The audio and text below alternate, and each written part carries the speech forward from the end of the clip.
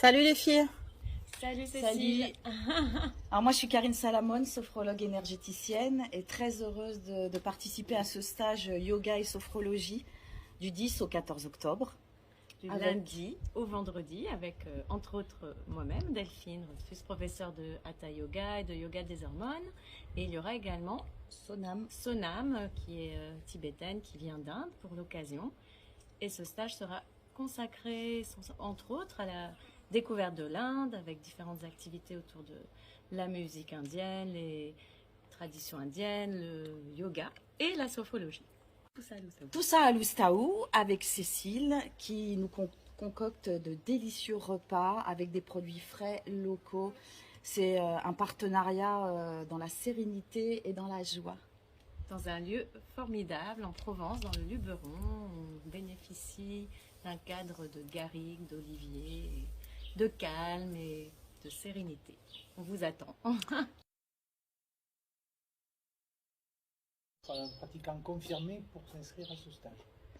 Alors c'est un stage ouvert aux débutants, à des personnes qui n'ont jamais fait de yoga, puisque tous les cours que nous proposerons seront accessibles à tous, avec différents styles de yoga qui permettront de découvrir justement la diversité de ce formidable outil de bien-être et de santé.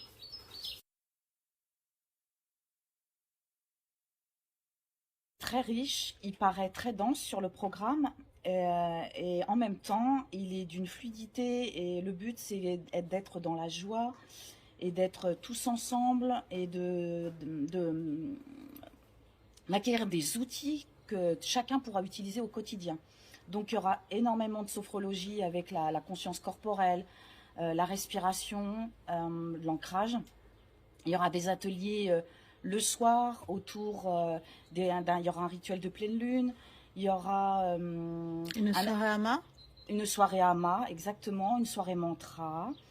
Et il y aura aussi un atelier sur les oracles. Et une soirée Bollywood. Et une soirée Bollywood, exactement. Parce qu'on va s'amuser aussi.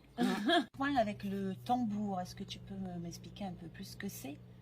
Oui, alors le tambour, c'est vraiment un compagnon. Le tambour, c'est vraiment un outil qui m'a appelée. Et le tambour, il a un haut pouvoir de guérison. Il élève la fréquence vibratoire. C'est difficile de l'expliquer en mots. Il débloque des mémoires familiales, des mémoires des douleurs, des souffrances. Et je l'utilise dans mes soins individuels et dans les soins collectifs. Donc il fera partie du stage, je pense, quasiment à tous les ateliers parce que vraiment il a toute sa place. Et de toute façon, je ne peux pas faire sans. Voilà. Merci. Je voulais savoir s'il y a plusieurs styles de yoga. Est-ce que tu peux nous expliquer en deux mots si c'est accessible à tout le monde, tous les yogas et ce que c'est exactement? Tout à fait, il va y avoir une variété de yoga puisque nous serons deux professeurs, Sonam et moi-même. Moi-même, je proposerai des cours de Hatha Yoga accessibles aux débutants, avec aussi une initiation au Doin, les automassages qu'on peut intégrer aussi à la pratique comme une routine dans son quotidien. Des cours de yoga des hormones, je suis spécialisée dans l'enseignement du yoga des hormones, accessible à tous aussi. Et il y aura aussi du yoga nidra que je proposerai le soir. Et Sonam proposera du Hatha Yoga Vinyasa, donc il y a un rythme un petit peu plus fluide qu'on appelle parfois le flow yoga, donc qui sera aussi accessible à tous.